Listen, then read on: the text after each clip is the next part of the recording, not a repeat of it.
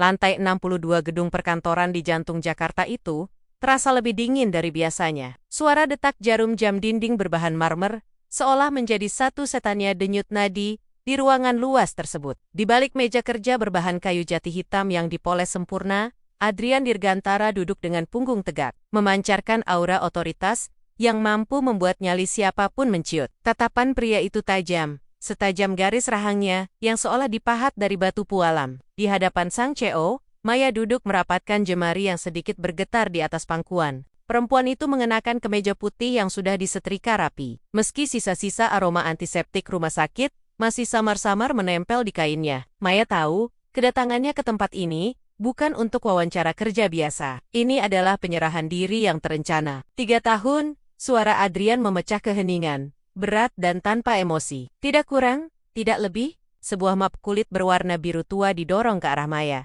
Dengan tangan yang masih ragu, gadis tersebut membukanya. Di dalamnya tertera lembaran kertas putih bersih yang akan menentukan garis takdirnya 1000 hari ke depan. Mata Maya menyapu baris demi baris, kalimat hukum yang kaku. Pasal 1. Hubungan ini murni profesional dan tertutup dari publik. Pasal 2. Larangan keras menjalin hubungan romantis dengan pihak ketiga maupun antar pihak dalam kontrak. Pasal 3. Kewajiban tinggal dalam satu atap demi menjaga kredibilitas di depan keluarga besar. Anggap ini sebagai investasi bisnis, Maya. Lanjut pria di hadapannya sambil menyandarkan punggung. Aku butuh status pernikahan untuk mengamankan posisi di dewan direksi. Dan kau butuh dana yang tidak akan mampu dihasilkan oleh pekerjaan apapun di kota ini dalam waktu singkat untuk biaya pengobatan adikmu. Maya menelan ludah. Tenggorokannya terasa kering. Benak perempuan itu terbayang pada wajah pucat sang adik yang terbaring lemah di bangsal perawatan intensif. Biaya operasi dan pemulihan poske transplantasi bukanlah angka yang bisa dinegosiasikan dengan keajaiban. Dunia nyata hanya mengenal angka, dan Adrian menawarkan angka yang lebih dari cukup. Tidak boleh ada perasaan cinta? Tanya Maya. Suaranya hampir menyerupai bisikan. Adrian mendengus pelan. Sebuah senyum tipis yang tampak meremehkan tersungging di sudut bibir. Cinta adalah variabel yang merusak rencana bisnis. Aku tidak punya waktu untuk drama emosional. Kita akan hidup seperti dua orang asing yang berbagi alamat. Setelah 3 tahun, kita bersalaman, bercerai secara baik-baik, dan kau akan menerima pesangon yang cukup untuk memulai hidup baru dimanapun kau mau.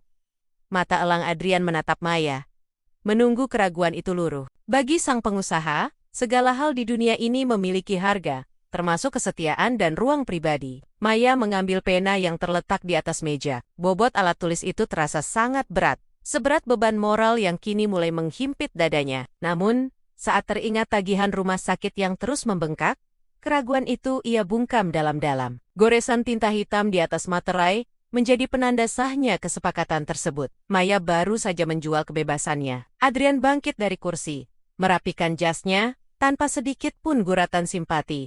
Besok asistenku akan menjemputmu. Jangan bawa terlalu banyak barang. Segala kebutuhanmu sudah disiapkan di apartemen. Ucap Adrian dingin, sebelum melangkah pergi meninggalkan ruangan. Membiarkan Maya terdiam dalam kehampaan ruang kantor yang megah, namun terasa seperti penjara. Apartemen penthouse milik Adrian adalah perwujudan dari minimalisme yang dingin. Lantai granit kelabu, dinding kaca setinggi langit-langit yang menampilkan kerlap-kerlip lampu Jakarta, dan furnitur tanpa sudut tumpul. Tidak ada foto keluarga, tidak ada tanaman hias yang segar, hanya ada kesan efisiensi dan kesepian yang terorganisir. Maya melangkah masuk dengan koper kecil di tangan. Suara sepatunya yang beradu dengan lantai granit menciptakan gema yang tidak nyaman. Di ruang tengah, Adrian sudah berdiri sambil menyesap kopi hitam tanpa gula. Pria tersebut tidak berbalik saat sang istri kontrak tiba. Kamarmu ada di ujung lorong sebelah kiri. Kamarku di sebelah kanan. Jangan pernah masuk ke wilayah pribadiku tanpa izin khusus, instruksi Adrian tanpa basa-basi. Malam itu menjadi makan malam pertama mereka sebagai suami istri di mata hukum. Namun sebagai orang asing di mata nurani, mereka duduk di meja makan yang cukup luas untuk 10 orang. Namun hanya diisi oleh 2 jiwa yang dipisahkan oleh dinding tak kasat mata. Maya mencoba mencairkan suasana dengan memotong steak di piringnya pelan. Apakah ada protokol khusus jika ada orang kantor yang bertanya tentang pernikahan kita? Pria itu meletakkan garpunya dengan denting yang cukup keras. Tidak ada yang perlu tahu. Di kantor, kau adalah staf administrasi di departemen logistik yang baru masuk. Aku adalah atasan yang tidak kau kenal secara pribadi. Kita berangkat dan pulang secara terpisah. Sopirku akan menurunkannya 2 blok dari kantor. Ketegangan di antara mereka begitu kental, hingga bisa dirasakan oleh udara di sekitar. Maya merasa seperti penyusup di rumah yang seharusnya ia tempati dengan rasa aman. Status sosial mereka yang bak bumi dan langit, membuat setiap interaksi terasa seperti ujian yang melelahkan. Adrian dengan segala kemewahan dan sikap diktatornya, sementara Maya dengan segala kesederhanaan dan harga diri yang sedang dipertaruhkan. Aku mengerti, sahut Maya singkat. Gadis itu memutuskan untuk tidak memperpanjang percakapan. Saat Maya hendak berdiri untuk mencuci piringnya sendiri, Adrian menghentikannya dengan isyarat tangan. Ada pelayan yang akan datang setiap pagi. Kau tidak perlu melakukan pekerjaan domestik. Cukup pastikan kau ada di rumah sebelum jam 10 malam. Aku tidak ingin ada tetangga yang bertanya-tanya, mengapa istriku keluyuran di jam yang tidak semestinya. Aku bukan tawananmu, Tuan Adrian, cetus Maya. Sedikit keberanian muncul di matanya. Adrian menatap perempuan itu dalam-dalam. Sebuah tatapan yang membuat jantung Maya berdegup tak beraturan, bukan karena romansa, melainkan karena intimidasi. Kau adalah bagian dari kontrak yang kubayar mahal, Maya. Pastikan kau memainkan peranmu dengan sempurna. Malam itu, di kamar barunya yang luas namun asing, Maya berbaring menatap langit-langit. Ini adalah malam pertama dari 1095 malam yang harus dilewati. Di balik dinding kamar sebelah, ia tahu Adrian mungkin sedang memeriksa laporan keuangan, tidak peduli pada kehadiran manusia lain di rumahnya. Kesalahpahaman pertama terjadi keesokan paginya. Maya bangun lebih awal dan mencoba membuat sarapan sederhana di dapur. Namun ia tidak sengaja memecahkan gelas kristal mahal koleksi Adrian. Suara pecahan itu mengundang sang pemilik rumah, keluar dengan wajah yang menyiratkan amarah terpendam. Apa yang kau lakukan? Geram Adrian, melihat serpihan kaca di lantai. Aku hanya ingin membantu. Sudah kubilang, jangan menyentuh apapun yang tidak kau mengerti, potong pria itu kasar. Adrian berjongkok, bermaksud memungut pecahan kaca. Namun tangannya bersentuhan dengan tangan Maya, yang juga mencoba membersihkannya. Sentuhan itu singkat, hanya sepersekian detik. Namun seperti sengatan listrik, yang mengejutkan mereka berdua. Maya segera menarik tangannya kembali, wajahnya memerah, karena malu dan takut. Adrian terdiam sejenak, menatap matanya dengan kilatan yang sulit diartikan, sebelum kembali berdiri dan membuang muka. Masuk ke kamarmu, biar petugas kebersihan yang mengurus ini.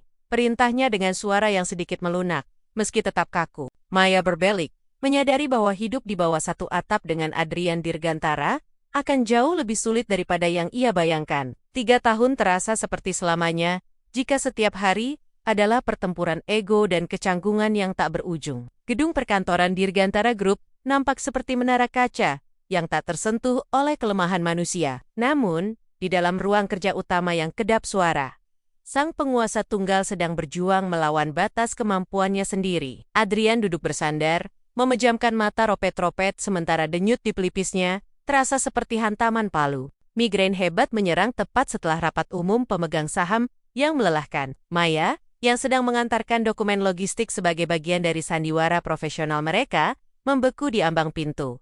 Ruangan itu temaram. Cahaya matahari senja menyelinap melalui celah gorden, menyinari sosok pria yang biasanya tampak perkasa, kini terlihat begitu rapuh. Tuan Adrian, panggil Maya dengan suara pelan.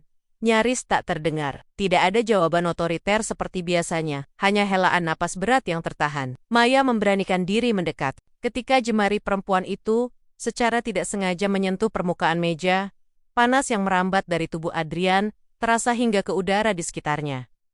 Pria itu demam tinggi. Pelengla, Anda tidak bisa terus di sini, ucap Maya. Kali ini dengan nada yang tidak lagi sekadar formalitas. Adrian mencoba membuka mata. Namun, fokusnya tampak kabur. Aku punya jadwal makan malam dengan investor. Jangan mencampuri urusanku.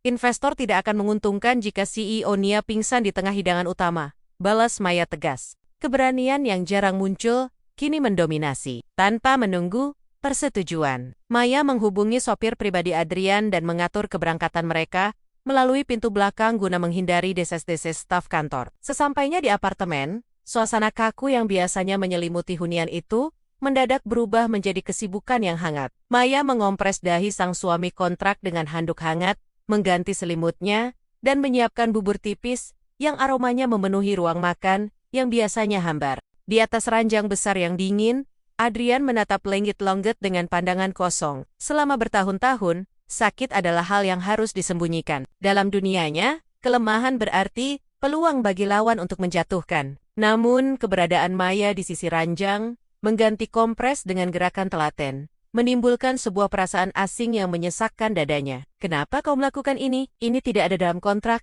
bisik Adrian, suaranya parau. Maya berhenti sejenak, memeras handuk kecil di tangannya. "Kontrak itu mengatur bagaimana kita bersikap sebagai suami istri di depan hukum, Tuan. Tapi kontrak itu tidak melarang saya menjadi manusia." Ketika Maya hendak beranjak untuk mengambil air minum, sebuah tangan yang panas dan gemetar mencekal pergelangan tangannya. Adrian tidak menatapnya, namun genggamannya begitu erat, seolah pria itu sedang tenggelam, dan Maya adalah satu-satunya tumpuan yang tersisa. "Jangan pergi, setidaknya sampai kepalaku berhenti berdenyut," pinta sang pengusaha. Maya cerdik. Aturan nomor 3 tentang dilarang jatuh cinta dan menjaga jarak fisik seolah menguap di udara. Di dalam kamar yang sunyi itu, untuk pertama kalinya, jarak antara dua strata sosial yang berbeda itu runtuh. Maya kembali duduk, membiarkan tangannya tetap dalam dekapan Adrian, hingga pria itu jatuh terlelap dalam pengaruh obat. Di balik sikap dingin yang selama ini dipamerkan, Maya menyadari ada luka dan kesepian yang tersembunyi sangat dalam di balik jas mahal yang selalu dikenakan pria tersebut. Ketenangan yang baru saja mulai tumbuh di apartemen itu hancur dalam satu ketukan pintu yang dominan. Pagi itu, sesosok wanita dengan gaun haute couture berwarna merah menyala, berdiri di depan penthouse, seolah dia adalah pemilik sah tempat tersebut. Clara, nama itu pernah menjadi bagian dari masa depan Adrian, sebelum ambisi dan pengkhianatan memisahkan mereka. Maya yang membukakan pintu hanya bisa terpaku melihat kecantikan yang begitu terpoles dan intimidatif di hadapannya. Clara melepaskan kacamata hitamnya, menatap Maya dari ujung kepala hingga ujung kaki dengan tatapan merendahkan. "Jadi, ini staf yang dibicarakan orang-orang?" tanya Clara tanpa basa-basi, suaranya seringan bulu namun setajam silet. Ia melenggang masuk tanpa menunggu undangan. Aroma parfumnya yang mahal segera mendominasi ruangan. Adrian muncul dari arah ruang kerja. Wajahnya yang masih sedikit pucat, mendadak mengeras. "Clara, siapa yang memberimu izin masuk ke sini?" "Oh, ayolah Adrian. Kita bukan orang asing. Aku mendengar kau sudah menikah dengan... Entahlah, siapa namamu tadi?" Clara menoleh ke arah Maya dengan senyum palsu yang tidak mencapai mata. "Maya?" jawab Maya singkat. Mencoba menjaga martabatnya meski merasa seperti itik buruk rupa di samping angsa yang anggun. Clara tertawa kecil. Suara tawa yang dirancang untuk meremehkan. "Maya, nama yang manis, Adrian, kau pasti sedang sangat putus asa sampai harus menikahi seseorang yang bahkan tidak tahu cara membedakan vintage wine dengan sirup murahan. Ataukah ini hanya bagian dari strategi untuk mendapatkan warisan kakekmu?" Suasana di ruangan itu mendadak mencekam. Adrian melangkah mendekat, berdiri di depan Maya, seolah membentuk perisai tak kasat mata. "Help, Clara, urusan kita sudah selesai 3 tahun lalu. Urusan kita tidak akan pernah selesai selama kau masih memakai jam tangan pemberianku," balas Clara sambil melirik pergelangan tangan Adrian. Ia kemudian mendekat ke arah Adrian, mengabaikan keberadaan Maya sepenuhnya, dan membisikkan sesuatu yang membuat rahang Adrian mengatup rapat. "Pernikahan kontrak tidak akan bertahan lama, sayang. Aku tahu kau hanya butuh boneka untuk dipajang, dan aku kembali untuk mengambil tempat yang seharusnya milikku." Setelah Clara pergi dengan tawa kemenangannya, keheningan yang menyakitkan kembali menyelimuti. Maya merasa udara di apartemen itu mendadak jadi terlalu tipis untuk dihirup. Kata-kata Clara tentang boneka untuk dipajang menghantam hatinya lebih keras dari yang ia duga. Sepanjang sisa hari itu, Adrian kembali menjadi sosok yang tertutup dan dingin, lebih dingin dari sebelumnya. Pria itu menenggelamkan diri dalam pekerjaan, seolah-olah kehadiran Clara telah mengaktifkan kembali dinding pertahanan yang sempat retak saat ia sakit. Maya berdiri di dapur, menatap meja makan yang kini terasa lebih luas dan hampa. Munculnya Clara menyadarkan Maya pada posisi aslinya. Ia hanyalah pemeran pengganti dalam naskah hidup Adrian. Rasa hangat yang sempat dirasakannya semalam, kini berganti dengan rasa pahit yang nyata. Ada kecemburuan yang mulai berdenyut di nadinya. Sebuah perasaan terlarang yang seharusnya tidak pernah lahir jika ia setia pada aturan kontrak yang telah mereka tanda tangani. Tanpa sadar, Maya meremas ujung kemejanya. Ia tahu, mulai saat ini, ancaman bukan lagi soal status sosial atau tumpukan tagihan rumah sakit, melainkan kehadiran wanita dari masa lalu Adrian yang siap menghancurkan segalanya sebelum masa 3 tahun itu berakhir. Lampu kristal yang menggantung di lenggit-lenggit kediaman utama keluarga Dirgantara memancarkan cahaya yang menyilaukan, memantul pada deretan porselen mahal, dan jelas-jelas sampahnya yang berdenting. Malam itu adalah perayaan ulang tahun ke-70, sang matriark, Nenek Sari, sosok yang memegang kendali atas warisan yang sedang dikejar oleh Adrian. Bagi Maya, ruangan megah ini terasa lebih menyesakkan daripada ruang isolasi rumah sakit. Perempuan itu mengenakan gaun sutra berwarna biru dongker, yang dipilihkan langsung oleh asisten Adrian. Meski nampak sangat anggun, Maya merasa seperti memakai kostum yang tidak pas. Di sampingnya, Adrian berdiri tegap dengan setelan tuxedo hitam. Jemarinya melingkar di pinggang Maya, sebuah gestur yang terlihat mesra di mata tamu, namun terasa dingin dan posesif bagi yang merasakannya. Ingat, tetap tersenyum. Jangan bicara kecuali ditanya, bisik Adrian di dekat telinga Maya.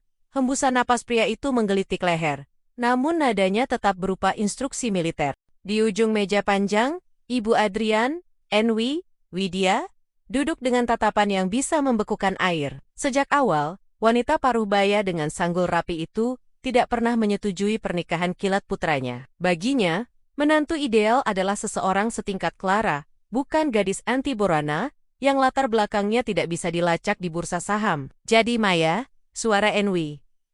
Widya membelah kebisingan ruang makan.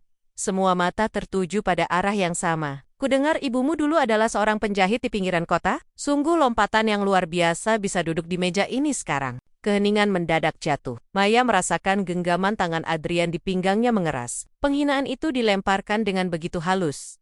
Terbungkus dalam nada bicara yang sopan, namun berbisa. Ibu saya adalah pekerja keras, Nyonya. Jawab Maya dengan suara yang diusahakan tetap tenang. Meski dadanya bergemuruh, beliau mengajarkan bahwa martabat seseorang tidak diukur dari luas meja makannya, melainkan dari kejujurannya. Beberapa sepupu Adrian berbisik di belakang telapak tangan. Noe? Widya tertawa sinis. Sebuah suara yang terdengar seperti gesekan logam. Kejujuran di dunia kami. Itu adalah kata lain dari ketidakmampuan. Adrian, apa kau benar-benar yakin dia bisa mengimbangi pergaulan sosialmu? Jangan sampai dia mempermalukan nama besar kita di acara amal minggu depan. Adrian meletakkan gelas anggurnya dengan hentakan yang cukup keras, menarik perhatian sang nenek yang sejak tadi mengamati dalam diam. Ibu, Maya adalah istriku. Pilihan yang kubuat adalah keputusan final. Jika ibu merasa kehadirannya merendahkan martabat meja ini, mungkin aku juga tidak seharusnya berada di sini. Pernyataan itu membuat seisi ruangan terkesiap. Adrian, yang biasanya selalu patuh pada protokol keluarga demi bisnis, baru saja mengibarkan bendera perang demi seorang wanita kontrak. Maya menoleh, menatap profil samping wajah suaminya yang nampak keras dan tak tergoyahkan. Ada sesuatu yang bergejolak di dalam hati Maya, sebuah rasa syukur yang bercampur dengan ketakutan. Perjamuan itu berakhir dengan ketegangan yang tidak mereda. Di dalam mobil perjalanan pulang, keheningan menyelimuti mereka berdua. Maya menatap keluar jendela, melihat lampu jalanan yang kabur oleh air mata yang tertahan. Terima kasih telah membelaku tadi, ucap Maya lirih. Pria di sampingnya tidak menoleh. Adrian tetap menatap lurus ke depan. Kedua tangannya mencengkeram kemudi hingga buku jarinya memutih. Jangan salah paham, aku hanya membela keputusanku sendiri. Siapapun yang menghinamu, berarti menghina seleraku, dan aku tidak suka direndahkan. Jawaban itu seperti siraman air es bagi Maya.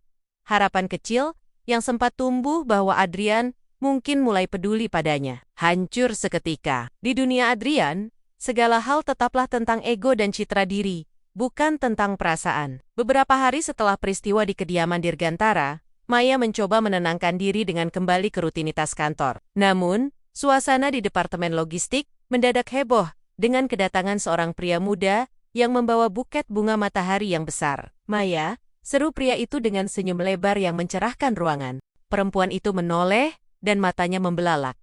Revan, apa yang kau lakukan di sini? Revan adalah teman masa kecil Maya.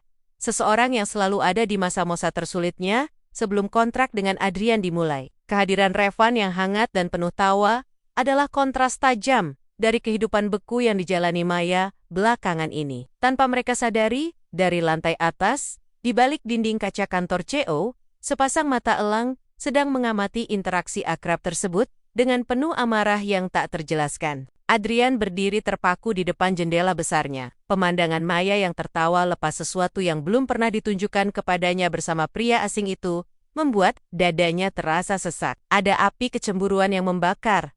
Namun ego Adrian menolak untuk menyebutnya demikian. Sore harinya, saat Maya baru saja memasuki apartemen, Adrian sudah menunggu di ruang tengah dengan lampu yang sengaja dipadamkan, hanya menyisakan keremangan dari cahaya kota. "Siapa pria tadi?" tanya Adrian. Suaranya terdengar dingin dan mengancam. Maya tersentak, menjatuhkan tas tangannya. Dia hanya teman lama, Revan. Dia kebetulan berada di dekat kantor, dan mampir untuk memberi ucapan selamat atas kesembuhan adikku. Teman lama tidak membawa bunga sebesar itu ke tempat kerja orang lain, tukas Adrian, sambil melangkah mendekat, mengurung Maya di antara tubuhnya dan pintu yang tertutup. "Apa kau lupa aturan nomor 1? Tidak ada hubungan di luar nikah. Kau sedang menjalin kesepakatan denganku, Maya. Jangan membuatku terlihat seperti pecundang di depan stafku sendiri. Ini tidak ada hubungannya dengan kontrak," balas Maya. Suaranya meninggi karena frustrasi. "Revan adalah satu-satunya orang yang memperlakukanku seperti manusia. Bukan seperti properti yang bisa kau beli, dan kau atur sesukamu." Adrian mencengkeram kedua bahu Maya.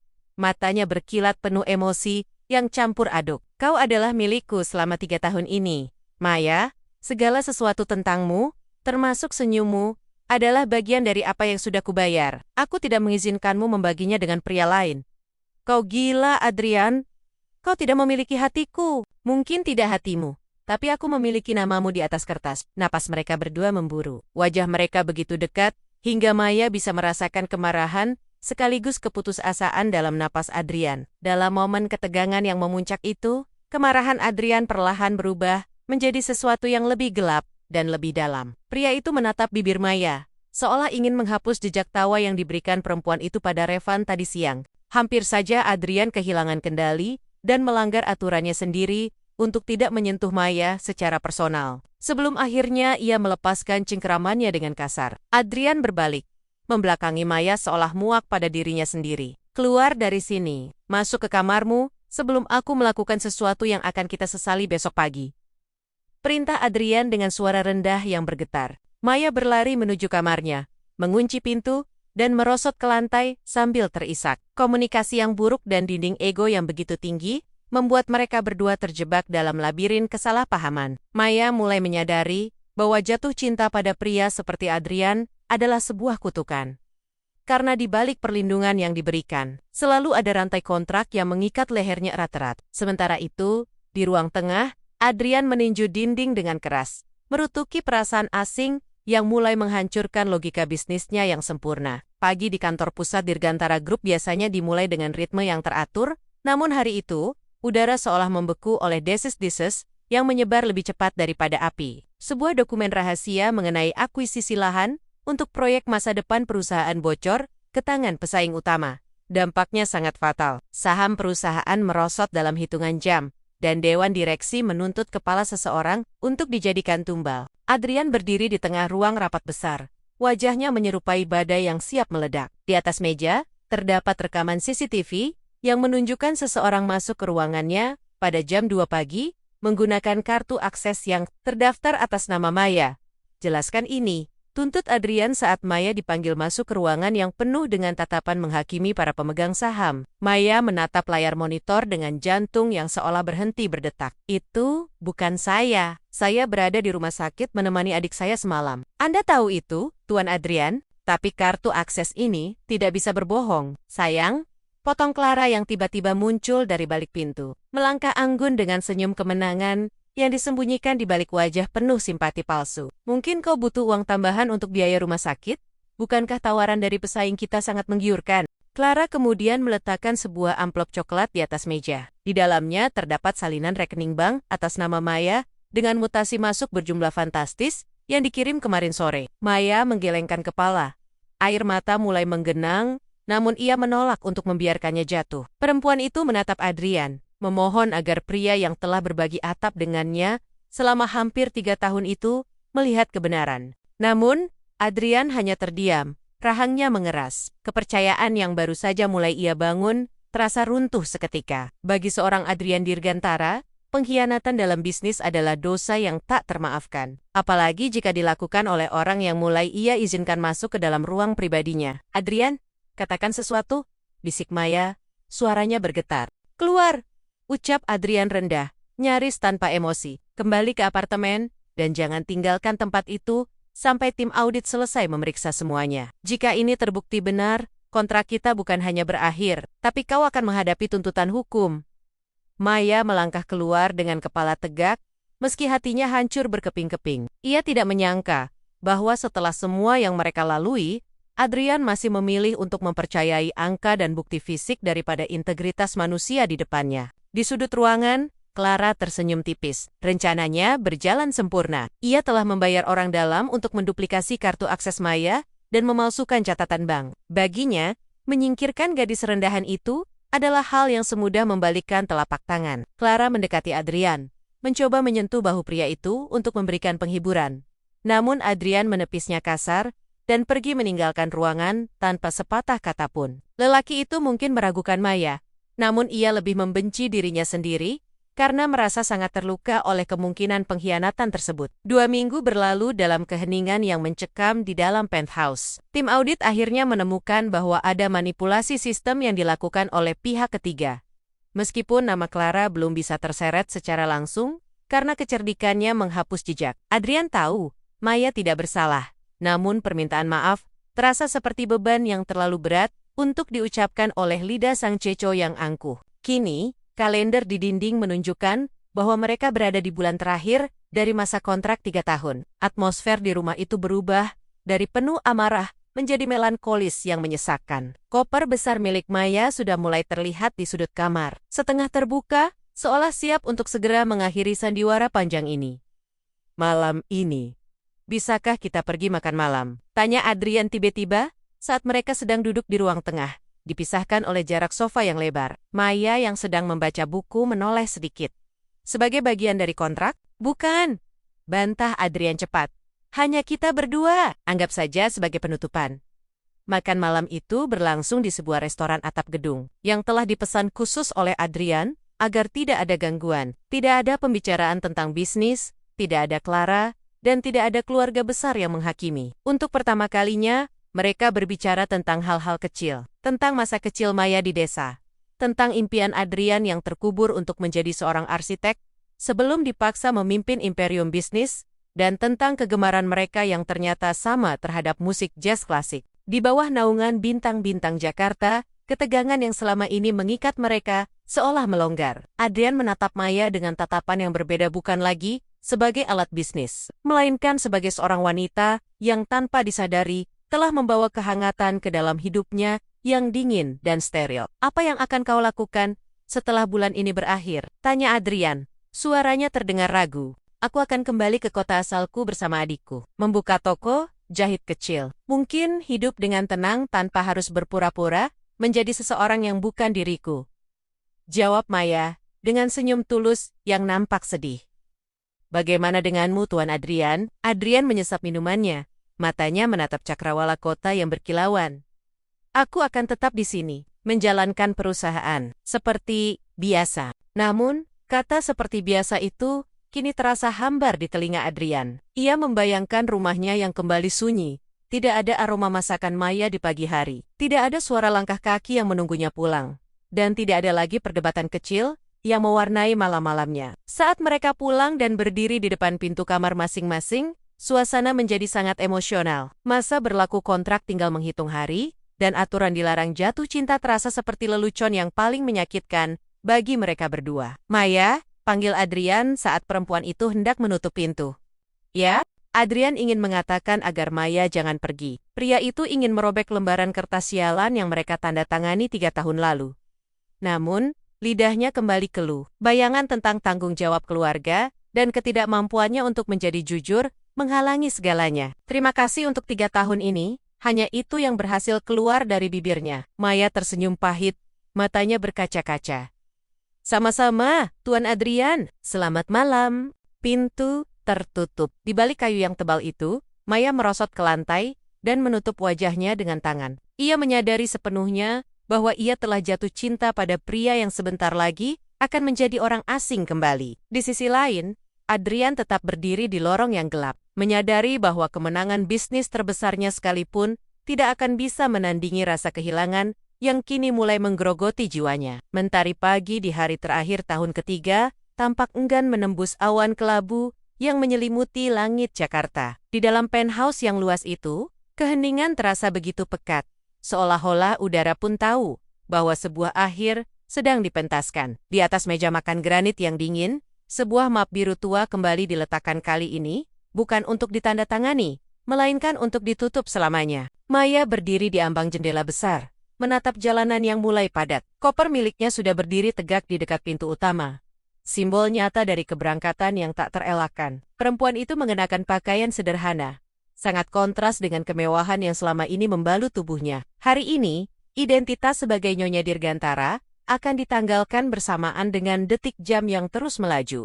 Adrian keluar dari ruang kerja dengan langkah yang berat. Matanya yang biasanya tajam kini tampak kuyu, dikelilingi beyang-beyang hitam akibat malam-malam tanpa tidur. Pria itu menatap koper di dekat pintu, lalu beralih pada sosok wanita yang telah mewarnai hari Herinia selama 1000 hari terakhir. Pengacara sudah menyiapkan akta perceraian. Segala hak finansialmu sudah ditransfer ke rekening pribadi pagi ini, ucap Adrian.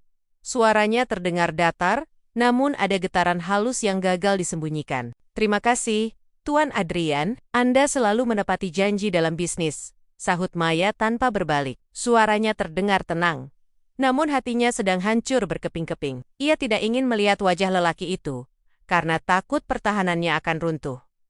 Tiba-tiba, bel pintu berbunyi. Bukan pengacara yang datang, melainkan Clara yang tampil dengan gaun desainer terbaru, membawa sebotol sampanye mahal Sioliala, sedang merayakan kemenangan besar. Ah, waktu yang tepat, seru Clara dengan nada ceria yang memuakan. Wanita manipulatif itu melangkah masuk tanpa permisi, menatap koper Maya dengan binar kegembiraan. Aku datang untuk mengantar kepergianmu, Maya, dan tentu saja, untuk merayakan kembalinya Adrian ke dunia yang seharusnya.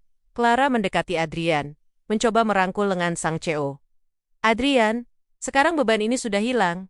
Kita bisa mengumumkan hubungan kita kembali. Kakekmu pasti akan senang melihatku kembali di sisimu. Bukan gadis pembohong ini. Maya hanya tersenyum tipis. Sebuah senyum penuh martabat yang membuat Clara terdiam sejenak. Selamat Clara, kau mendapatkan apa yang kau inginkan. Tapi ingatlah satu hal.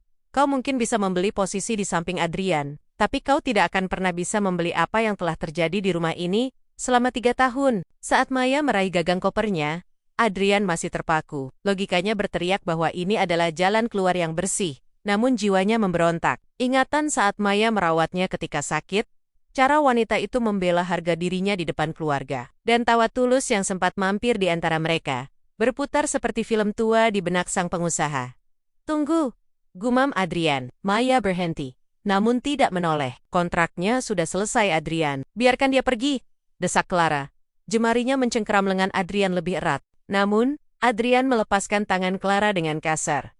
Tatapannya tertuju pada punggung Maya yang rapuh namun tegak. Pria itu menyadari satu hal yang selama ini ia sangkal, dengan alasan profesionalisme. Membiarkan Maya pergi adalah kerugian terbesar yang pernah ia alami. Lebih besar dari kejatuhan saham manapun di bursa dunia. Maya melangkah keluar tanpa menoleh lagi. Pintu apartemen tertutup dengan dentuman yang menggema di seluruh ruangan, meninggalkan Adrian dalam kehampaan yang nyata. Clara mencoba berbicara kembali, namun Adrian hanya menunjuk ke arah pintu dengan tatapan yang sangat dingin, memerintahkan wanita itu untuk pergi sebelum amarahnya meledak. Adrian jatuh terduduk di kursi, menatap map biru di atas meja.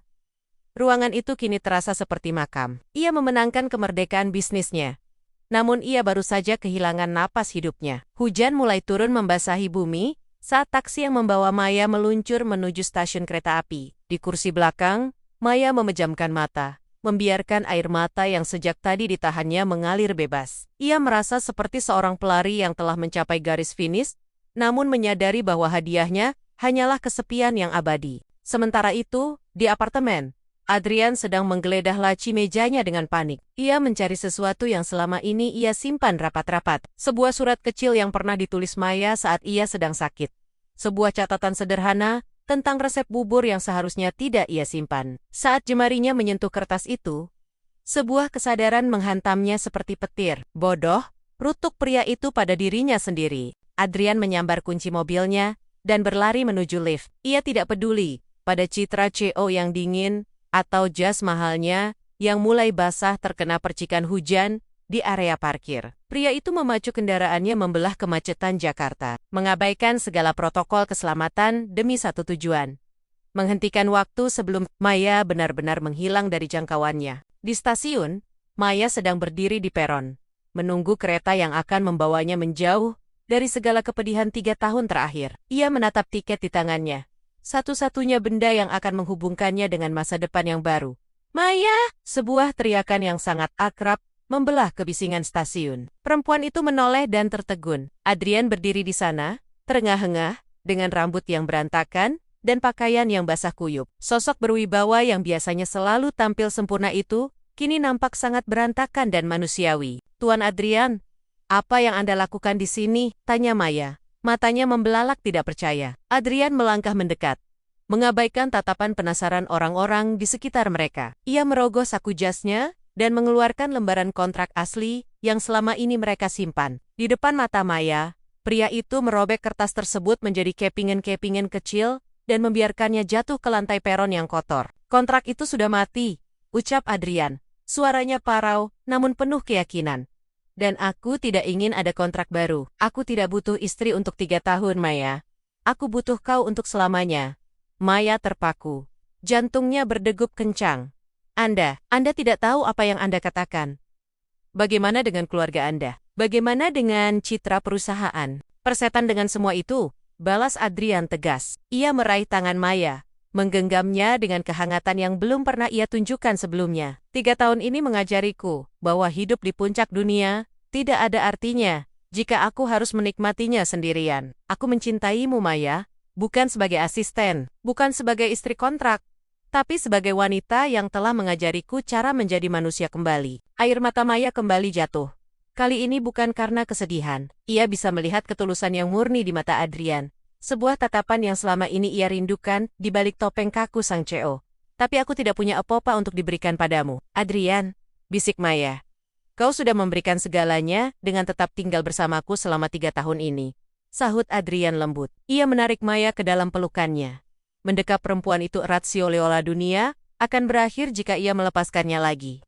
Bukan ke apartemen kontrak, tapi ke rumah kita yang sebenarnya." Beberapa bulan kemudian, sebuah pesta pernikahan yang sebenarnya digelar. Bukan sebuah transaksi di balik meja, melainkan sebuah janji suci di bawah altar yang disaksikan oleh dunia. Tidak ada lagi kerahasiaan, tidak ada lagi aturan yang melarang perasaan. Adrian Dirgantara tetaplah seorang CEO yang sukses.